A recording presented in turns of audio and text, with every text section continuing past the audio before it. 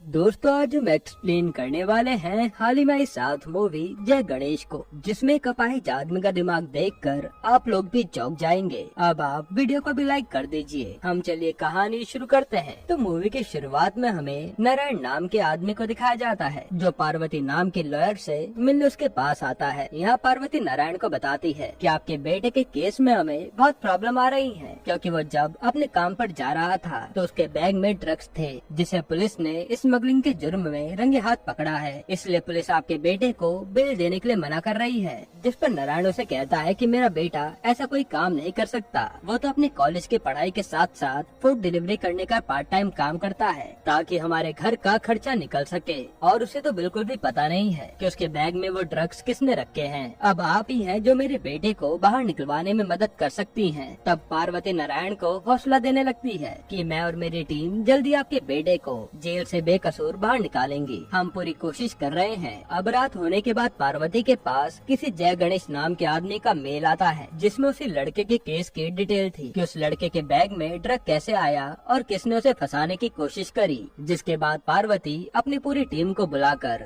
इसके बारे में बताने लगती है कि मुझे किसी अनजान आदमी से मेल आया, जिसने उस लड़के को बचाने के लिए कुछ एविडेंस भेजे हैं। इस पर पार्वती का एक टीम मेंबर उस मेल को भेजने वाले के बारे में पूछने लगता है। तब पार्वती कहते कि मुझे खुद उस आदमी के बारे में नहीं पता, मगर इस एविडेंस से हम उस लड़के को बेगुनाह साबित कर पाएंगे। अब घर पहुंचने के बाद पार्वती साइबर में काम करने वाले उसके दोस्त से उस मेल को कहां से भेजा गया है उस जगह का पता लगाने को कहती है। वहीं दूसरी तरफ हमें गणेश नाम के लड़के को दिखाया जाता है, जो किसी कंपनी में ग्राफिक डिजाइन का काम करता है और वो सबसे छुप के हैकिंग भी करता है। गणेश का बहुत पहले बाइक एक्सीडेंट हुआ था, जिसमें उसकी दोनों टांगे टूट गई थी और इसी वजह से वो अपाहिज हो गया है और हर जगह व्हील चेयर से जाया करता है। खैर अब सुबह होने के बाद गणेश अपने पिता की बाइक रिपेयरिंग की दुकान पर जाता है, जहाँ किसी की गाड़ी की मदद से वो अपने ऑफिस पहुँचता है। फिर वहाँ उसे उसका रिसेप्शनिस्ट उसे कंपनी में आई नई मेंबर से मिलवाता है, जिससे मिलने के बाद वो वहाँ से जाने लगता है। अब वो लड़की गणेश के बारे में उससे पूछती है कि उसकी ऐसी हालत कैसे हुई, जिस पर वो गणेश के कॉलेज के टाइम पर हुए एक्सीडेंट के बारे में बताता है। और इन दोनों की बातें गणेश सुन लेता है और वहाँ से चले जाता है। हालांकि गणेश को अच्छा नहीं लगता कि लोग उस पर तरस खाएं। अब गणेश के पास उस कंपनी का डायरेक्टर आता है, जो उसे एक एमएलए का पोस्टर बनवा के उसमें लिखवाता है कि एमएलए ने कुछ गलत काम किए हैं और उसके फेस पर वो काला पेंट करवा देता है। जिस पर गणेश अपने डायरेक्टर से एमएलए का ऐसा पोस्टर बनवाने का कारण पूछता है। तब उसका डायरेक्टर बताता है कि मैंने इस एमएलए से 20 लाख रुपए मांगे थे और अगर उसने मुझे पैसे देने से मना किया तब मैं उसका ये पोस्टर बाहर होर्डिंग पर लगवा दूंगा। जो बात सुनकर गणेश मन ही मन अपने डायरेक्टर को गाली देने लगता है कि इस एमएलए से ज्यादा तो यही आदमी गलत है। खैर अब उसके जाने के बाद गणेश अपने लैपटॉप में उसी लड़के की न्यूज देखता है, जिसे पुलिस ने ड्रग केस में पकड़ा था और अब उसे बेकसूर करार करके जेल से रिहा कर दिया गया है। जिसको देखने के बाद वो बहुत खुश होता है, क्योंकि उसने एक बेकसूर लड़के को जेल से बाहर निकलवाया है। वो मेल पार्वती को भेजकर अब अपने घर जाते समय गणेश के पास एक अयान नाम का बच्चा आता है, जो उसके साथ हंसी मजाक करने लगता है। दरअसल जहाँ पर गणेश रहता है वहाँ पर कोई भी उससे अच्छे से बात नहीं करता, बस अयान ही है जो उसके साथ खेलता है और उसकी कंडीशन को समझता है। इन शॉर्ट कहे तो वो उसका बेस्ट फ्रेंड बन चुका है। जिसके बाद गणेश घर में अपने दोस्तों के साथ बैठकर शराब पी रहा होता है। फिर वो अपने दोस्तों को बताने लगता है कि मैंने एक कहानी लिखी है, जिसका नाम मैंने जय गणेश रखा है। फिर ये सब बताने के बाद गणेश अंदर जाकर अपनी कहानी के ऊपर डिजाइनिंग का काम शुरू कर देता है। पर तभी उसको कमरे के बाहर बहुत तेज तेज गाने की आवाज आती है, जिसे सुनकर वो बाहर आ जाता है। तो उसके दोस्त ज्यादा शराब पीकर डांस कर रहे होते हैं, जिन्हें डांस करता देख उसे अपनी हालत पर बहुत बुरा लगता है कि काश वो इन्हीं की तरह डांस कर पाता।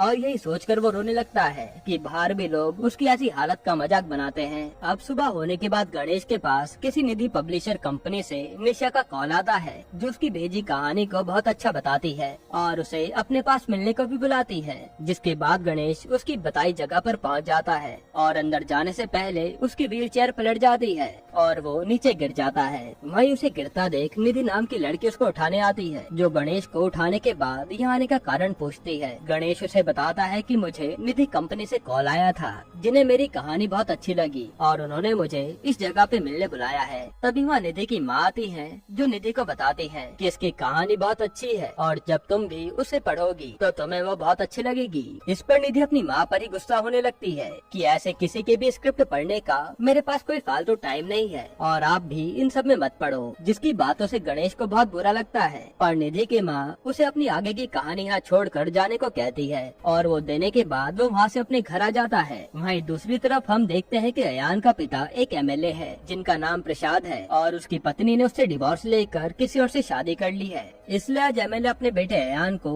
अपने साथ मूवी देखने को ले जाने आया होता है, जिस पर उसकी एक्स वाइफ कहती है कि तुम अयान को टाइम पर घर छोड़ जाना। अब इसके बाद अयान और प्रसाद भी वहाँ से जाने लगते हैं, पर तभी अयान की नजर गणेश पर जाती है जो अपने कमरे पर जा रहा होता है। तब अयान भागकर गणेश के गले लग जाता है और उसे अपना नया छाता दिखाता है। इसके बाद वो अपने पापा के साथ चले जाता है। इधर निधि की नजर गणेश की लिखी कहानी पर जाती है, जिसे वो पढ़ना शुरू करती है, जिसमें हीरो कोई और नहीं बल्कि गणेश खुद होता है। और वो कहानी उसने अपने ऊपर लिखी थी, जिसके शुरुआत में गणेश अपने पापा की बाइक लेकर कॉलेज जाता है, जहाँ पहुँचने से पहले ही उसका एक्सीडेंट हो जाता है और उसमें उसकी दोनों टांगे टूट जाती हैं। उसके बाद वो अपनी जान देने के लिए एक तालाब पर जाता है, पर वो अपनी जान भी नहीं दे पाता। फिर उसको परेशान देखकर उसके पिता उसे समझाने लगते हैं कि तुम्हारे बस 2 पैर ही तो काम नहीं कर रहे, बाकी पूरी बॉडी तो तुम्हारी अच्छे से काम कर रही है, तो तुम उसका यूज करके कुछ ऐसा बनकर दिखाओ जिससे सभी लोग तुम पर नाच करें। इसी तरह से पूरी कहानी मोटिवेशन से भरी हुई थी। अब कहानी पूरी पढ़ने के बाद निधि अपनी माँ के पास जाकर उसकी काफी तारीफ करने लगती है और कहानी को पब्लिश करने के लिए कहती है, जिस पर उसकी माँ उसे बताती है कि तुम्हारे पापा भी उसी की तरह ऐसी कहानियाँ लिखा करते थे और जब मैंने गणेश की लिखी कहानी पढ़ी तो मुझे तुम्हारे पापा की याद आ गई,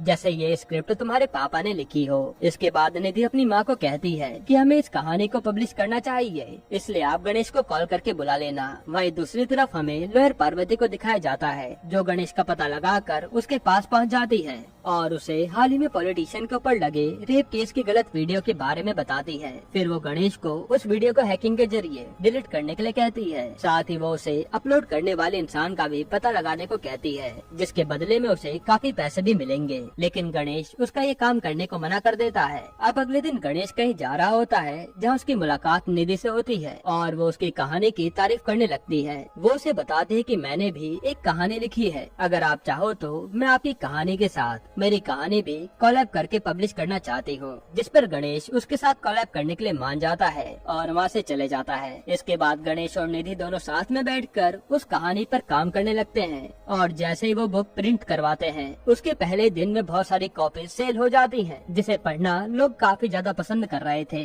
अब गणेश फ्री टाइम निकाल कर न्यूज देखने लगता है, जहाँ उसे पता चलता है कि शहर में चोरी बहुत ज्यादा बढ़ती जा रही है और चोर ग्रुप में मिलकर सब चुराते हैं। पुलिस वाले भी उन्हें पकड़ नहीं पा रहे थे, तो गणेश उन चोरों के बारे में पता करने लगता है, जहाँ उसे उनकी अगली चोरी कहाँ होगी उसके बारे में पता चल जाता है। इसके बाद वो थाने में कॉल करके उन सभी चोरों की अगली चोरी के बारे में बताता है कि उनका अगला टारगेट अब यहाँ के एमएलए के घर का है, जिस पर वो पुलिस ऑफिसर उसके बारे में पूछता है, पर वो उसे कुछ भी बिना बताए फोन काट देता है। अब अगले दिन गणेश ऑफिस में बैठकर न्यूज देख रहा था कि पुलिस वालों ने उसकी बताई जगह से चोर को नहीं पकड़ा, बल्कि किसी ऐसे राह चलते चोर को पकड़ लिया है। तब गणेश फिर से थाने में कॉल करके बताने लगता है कि ये वो चोर नहीं है जिसके बारे में मैंने आपको बताया था, बल्कि ये तो कोई ऐसे ही छोटा मोटा चोर है। जिस पर पुलिस वाला कहता है कि हम किसी के कहने पर ही अपना टाइम वेस्ट नहीं कर सकते और आपने तो हमें अपने बारे में कुछ भी नहीं बताया था, तो हम आप पर कैसे यकीन कर लेते। जिसके बाद गणेश ये सारी बात बताने निधि के पास जाता है, पर वो भी इसमें उसकी हेल्प करने के लिए मना कर देती है। अब गणेश घर आने लगता है और उसे काफी बुरा लग रहा होता है, क्योंकि उसकी सारी मेहनत बेकार हो गई थी। पर तभी उसके पास अयान आता है, जिससे गणेश बात करने को मना कर देता है।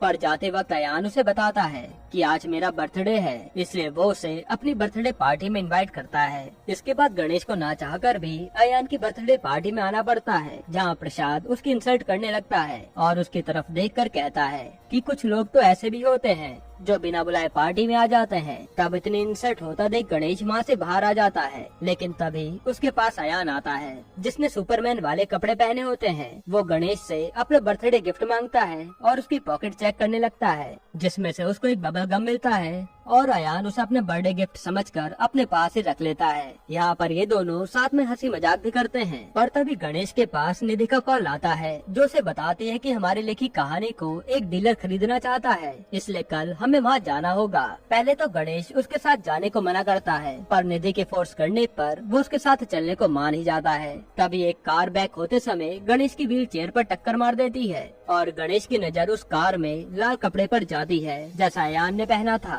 और हमें पता चलता है कि कार में किडनैपर अयान को किडनैप करके वहाँ से भाग रहा है। तब गणेश उसका पीछा करने लगता है और बहुत जोर जोर से हेल्प के लिए चिल्लाता है, लेकिन तब तक तो किडनैपर वहाँ से भाग जाता है। इसके थोड़ी देर बाद वहाँ पुलिस आती है जो गणेश से अयान के किडनैपर के बारे में पूछने लगती है, जिस पर गणेश उनको किडनैपर की सारी डिटेल बता देता है, जैसे उसकी कार कौन सी कलर की थी, उसने फेस पर मास्क पहना था और उसकी कार का नंबर क्या था। फिर कार के नंबर की हेल्प से पुलिस जल्दी से उस कार के पास पहुँच जाती है जो किडनैपर ने शहर से बहुत दूर एक गाँव के पास खड़ी रखी थी, पर उसमें ना तो अयान था और न ही किडनैपर।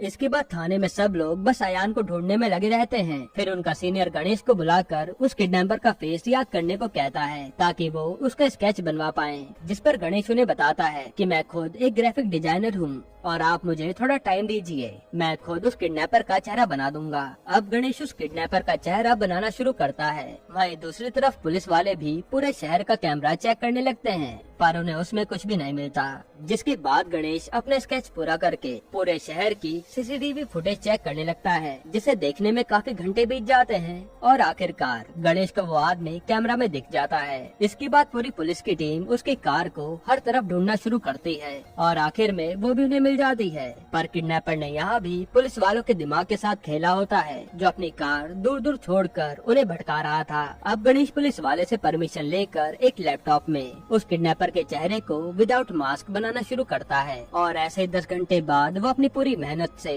उस किडनैपर का चेहरा बना भी लेता है। वहीं दूसरी तरफ एफएम रेडियो के पास उसी किडनैपर का कॉल आता है जो उनके जरिए पुलिस से बात करता है। वो उन्हें अपना नाम मोहन सेल्वराज बताता है और उन्हें कहता है कि मैंने ही एमएलए के बेटे को किडनैप किया है, क्योंकि उस एमएलए की वजह से आज मेरी फैमिली मेरे पास नहीं है और अब आपके पास केवल 12 घंटे हैं। इसके बाद उस बच्चे का दम घुटने से मौत हो जाएगी और ये बताकर वो फोन काट देता है। अब एक पुलिस वाली मोहन के बारे में पता लगाने लगती है और शॉकिंग बात तो ये थी कि गणेश ने भी बिल्कुल उसी का चेहरा बनाया था। जिसके बाद सीन फ्लैशबैक में जाता है और हमें मोहन सेल्वराज के बारे में पता लगता है कि वो पहले किसी अनाथ आश्रम में बड़ा हुआ और वहाँ से निकलने के बाद उसने शादी कर ली, जिनकी अम्मू नाम की बेटी हुई, और बड़ी होने के बाद अम्मू को यूट्यूब में व्लॉगिंग करने का काफी शौक था, जिसमें मोहन भी उसके साथ वीडियो में आया करता था। वहीं इनके घर के बाहर एक कूड़ादान था जहाँ से बहुत गंदी बदबू आती थी, जिसकी वजह से अम्मू और उसकी माँ की तबीयत खराब होने लगी थी। उनकी ऐसी हालत देख मोहन ने एमएलए को इस कूड़ेदान को हटाने के लिए कंप्लेन भी करी,